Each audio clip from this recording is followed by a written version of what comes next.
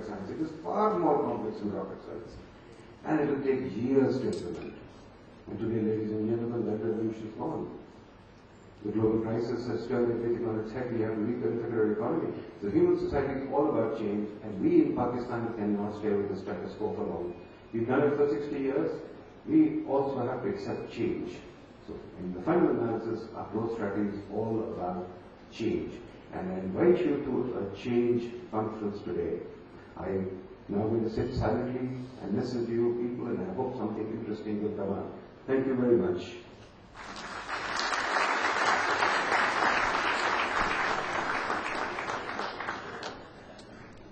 Thank you, Dr. Nadeem, for your insightful words. We have with us today Dr. Ajay Chibber, Assistant Administrator of UNDP and Director of UNDP's Regional Bureau for Asia and Pacific. May I now invite Dr. Chibber for his introductory remarks, please. Thank you. Thank you very much for that introduction, and thank you again, Deputy Chairman Nadeem Haq, for that very, very inspiring talk. I'll follow you and I'll sit here and speak, if it's okay. But good morning to everybody, distinguished members of the Planning Commission and ladies and gentlemen. And there is so much energy in this room. There's all these young people, there's 14, 15 universities that are connected. And this is my first conference in Pakistan. You have had many, as you said, but I must say it's my first, and the kind of enthusiasm and energy that I see in this room, if we were to bottle it up, we could get so much growth going itself. Would be, we would be a winner. I'm very optimistic about the prospects on growth for Pakistan. I think the one big lesson we get from Asia is trade and competitiveness have to be a very important engine of that growth of the story. In most of East Asia, of course, much of that growth momentum came through trade. Pakistan is underperforming on trade, both globally as well as regionally. There's enormous possibilities for Pakistan to undertake more trade internationally, but also within the region itself. So that's clearly a direction in which the strategy takes us, and clearly a direction which has to be a winner. I think the other big thing that I really liked about this state versus markets, and I think he's put it very rightly.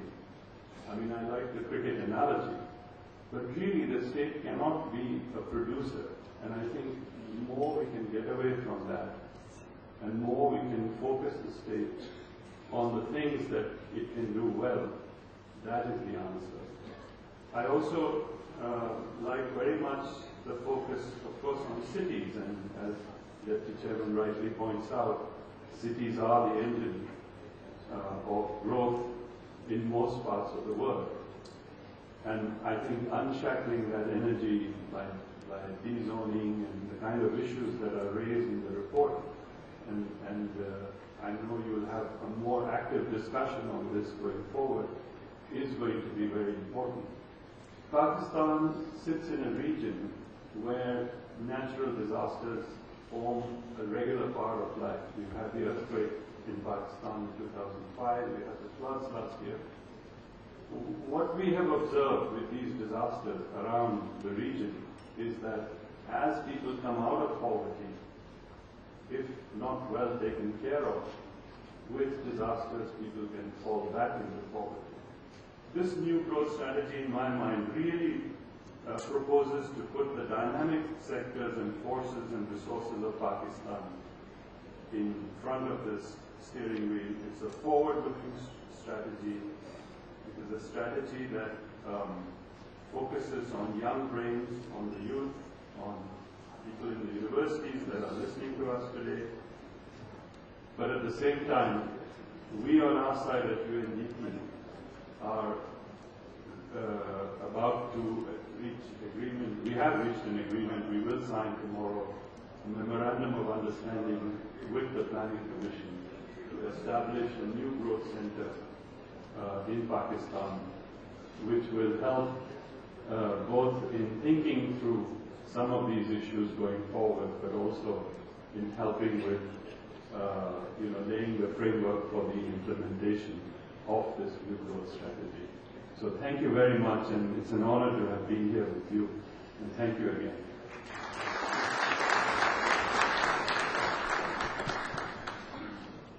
Thank you, Dr. Chibber, for your in-depth appraisal of the growth strategy. With this, we conclude our opening ceremony, and after a very brief tea break of 15 minutes, we will begin our first thematic session on implementing growth reforms. Thank you. So to make up for the lapse, I'm going to invite him first to be the speaker. The speakers will get 15 minutes each, and then the discussants will get 5 minutes each, because we want to keep a maximum of about 30 minutes for Q&A and make it more interactive. And if I sound a bit rough or too much of an interventionist, trust me, this kind of intervention is much better than the kind we may fear on the horizon. So I am going to cut down hard on time, regardless of the designations and everyone. So models are 15 minutes max. Thank you.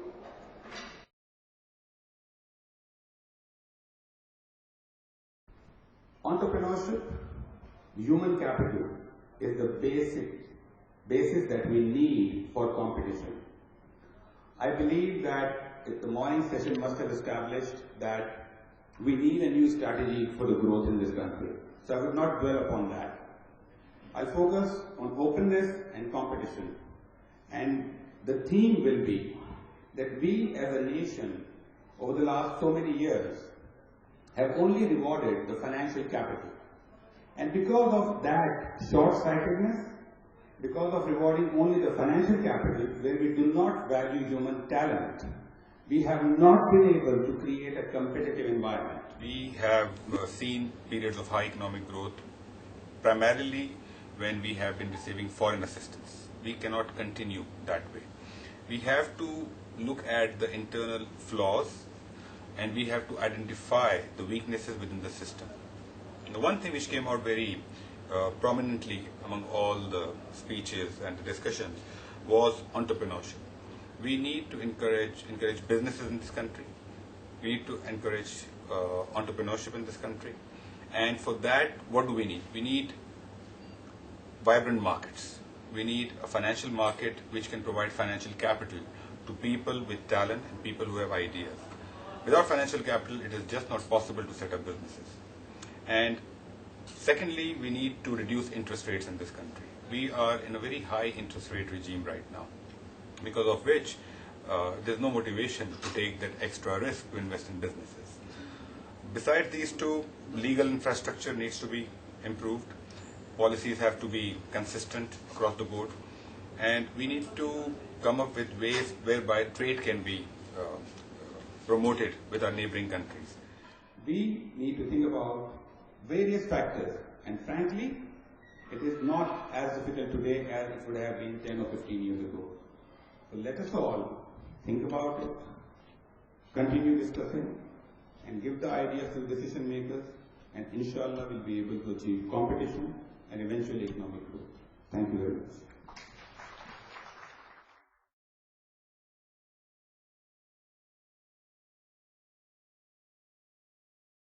And so the Competition Commission in their 2009 report makes this fairly striking statement. The solution to the chronic problems of policy neglect and bank complacency, in large part a reflection of indifference to competition requirements, must be sought outside of the banking industry. So that gets to my point about the role of entrepreneurship in competition. And what I'd like to do is try to connect more clearly the dots between entrepreneurship, competition, and growth. This is a very exciting initiative. I have followed it from its inception. I was involved in drafting one of the numerous papers that served as an input into the growth strategy. And so I've seen it develop since then. I can say from sort of outsider perspective, this is a quite unique initiative. I'm not aware of any initiative that has taken the specific ideas that are embedded in the growth strategy and advanced them as a framework, economic framework for a country. And I think in that respect, it is really a leading initiative that other countries will be looking towards in terms of achieving next generation 21st century economic growth. So it's in its early stages, and it's a very exciting initiative. Now, rather than tell a story about different sectors of the economy and how we might think about supporting them individually, which are competitive relative to the others, continue along the theme that I began by focusing on communications and banking, I want to think about the economy as a one-sector economy. And so the sector that I'm interested in is the forest sector. The forest sector has a certain number of large trees that form the canopy. From the outside, all you see is the canopy. All you see are the large trees. Now, in the forest, there's also the underbrush. And there's a lot of underbrush. There's a lot of scrub, right? The scrub doesn't constitute a lot of the mass of the forest seen from the outside, but within the forest, it's very substantial. But in between, you have the growth sector. The growth sector of the forest is the same as the growth sector of the economy. It's those trees that were small but are growing. It's the middle range. That middle range is exactly what's deficient in countries that are not meeting their economic potential. So the next stage from that is think, well, the business climate is important. We need the private sector to be engaged, right? Business climate that favors the canopy, business climate that favors incumbent firms, business climate that prevents the death of firms that are not living up to their potential, business climate that keeps the sunlight from shining down on the mid-level and small firms does not help development or growth. People will come to Pakistan. They will invest in Pakistan. They will celebrate and rejoice in their success and being part of Pakistan's success, not because this is immediately today the best governed place in the world, and the United States of America, where I'm from, has its share of problems, believe me. Growth happens where there are unrealized gains to productivity. This country, in my view, globally, is the number one investment opportunity in the world, because it is the country that today is furthest from its potential. But I think the real point is what Ajay Chibber said this morning: join the rest of Asia on the turnpike of growth. That this opportunity in Pakistan is, this is the last uncrowded place. I go to Korea. I think Korea is wonderful. I love their subway. I love the efficiency of the country. I love the malls and the vibrancy of the city. My daughters, one of the reasons I'm there is because my daughters love the K-pop so much. They're marketing their soft power. I see no business opportunity at all in South Korea, not for me. There's nothing. What would I do there? They're set. But here, I see nothing but possible partnerships and things to do and opportunities to create. So last point, make trust affordable. We talked about mobile phones. There are ways to leverage the things that work in order to create the trust base, create the resource base to enable the creation of new firms and growth. So thank you very much. I hope I didn't get too far with my time.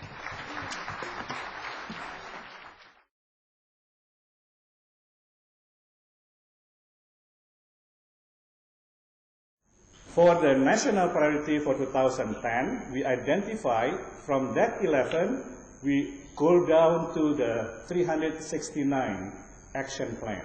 If we go to the government's planning bureau, what happened is that the planning bureau will come up with 6,000 action plan.